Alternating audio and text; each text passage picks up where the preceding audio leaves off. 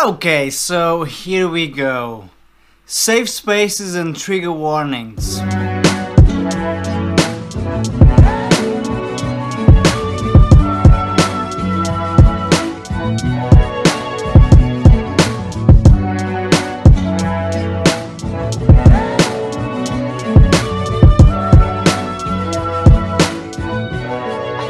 Ryan Little.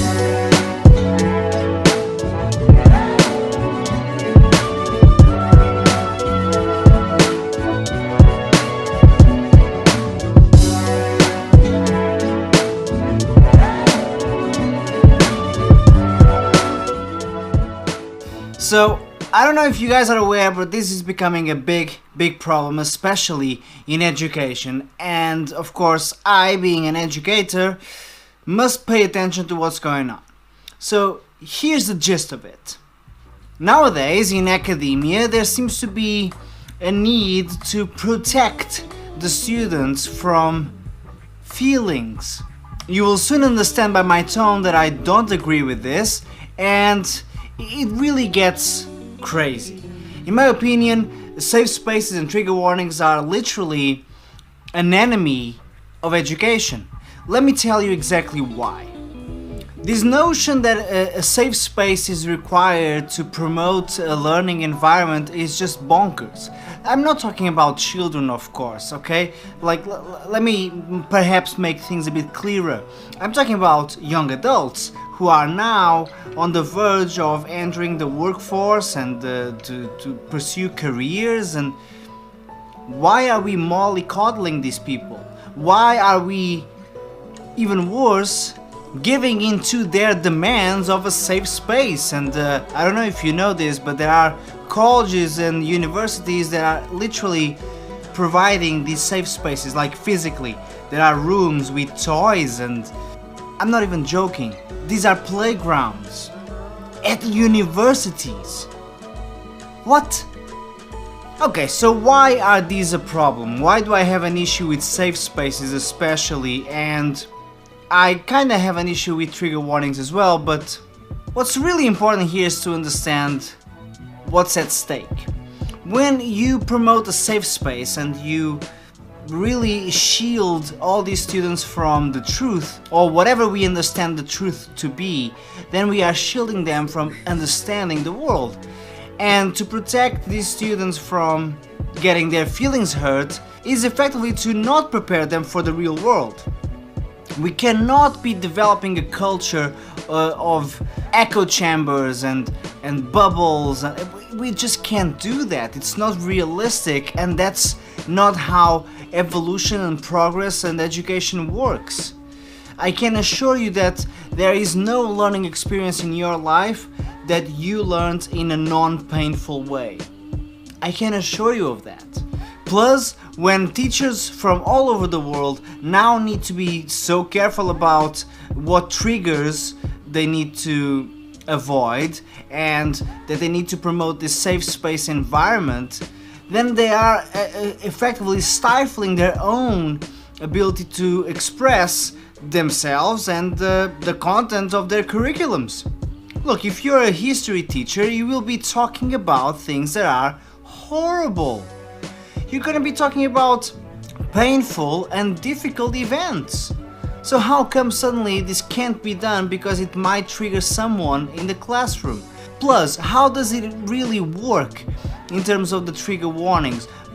Who exactly am I warning? If I'm teaching a classroom, am I supposed to mold my entire syllabus according to the most sensitive student in the classroom? Come on. Safe spaces are not useful. They are just this projection of, the I don't want responsibilities kind of mindset that unfortunately teenagers still have. And let's face it, university students are barely adults. I know because I was one just yesterday. I'm 31 years of age. I remember being 18. I was an idiot. I'm not so sure that if I'm not an idiot today. I'm not saying that all 18-year-old students are idiots. That's not what I'm saying. But what I'm saying is that the odds are fairly high.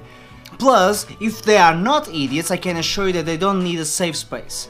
They know exactly how to manage their emotions and their expectations, and the sense of responsibility is there, so they will be okay. People, let's face it, it's a university, it's a school, not a concentration camp. We need to control this environment and not allow this kind of, recreationally outraged movement to take over academia and education. Again, as an educator, this really concerns me because, okay, today is universities, tomorrow is every single educational institution. We can't allow that. It's gonna get in the way of proper education. When I'm teaching students, especially, like older students, like 15, 16 and above, sometimes I need to be a little bit harsher. Not because I want to be mean, but because to achieve breakthroughs in learning a musical instrument, which is what I do, every now and then you gotta push the boundaries of their comfort. Now, if I can't do that because I'm disturbing their safe space and I'm triggering them, who do you think is gonna lose? The student. It's a lose-lose situation. The student will lose because I will refrain myself from pushing them, and they will not improve as much as they could because they're not being challenged. Okay, so how can we solve this problem? Well, I believe that as teachers we have to establish the rules straight off the bat. We need to make sure that the students understand exactly the rules of engagement, and that unless you're teaching a very sensitive subject, then trigger warnings will not be announced.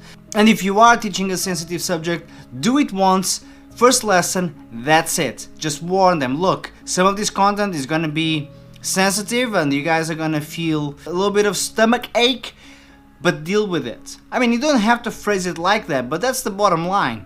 Learning is a difficult experience. It's not supposed to be easy. If we make it easy, it's not education. So as educators, we need to stand our ground and establish the rules of engagement from day one. In my line of work, I deal with students of all ages, and I deal with parents, and I deal with adults, and Look, if you didn't know this by now, I'll tell you straight up right now in this vlog. The only thing I'm concerned about is that you achieve results. The only thing that I'm concerned about is that you progress. The only thing that I'm concerned about is that you fulfill that need that we have as humans to adapt and adjust and improve. That's the only thing. I'm the trigger.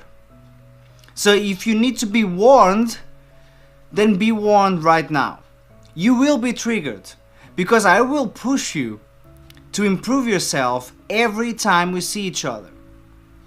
Okay? Are we clear on that? It's not a safe space, and I will not be throwing out trigger warnings whenever I need to say, look, your left hand is slowing down or your bass drum is rushing. If you're singing out of pitch, you need to know. If your scales aren't correct, you need to know. Because if we keep doing this, trust me, the arts will be the next one to fall victim of the trigger warnings and the safe spaces fever. And then one day someone is playing the wrong scale and they're supposed to be playing C and they play the D, and they will say like, I feel triggered, you shouldn't be correcting my scales. Have a good one, guys.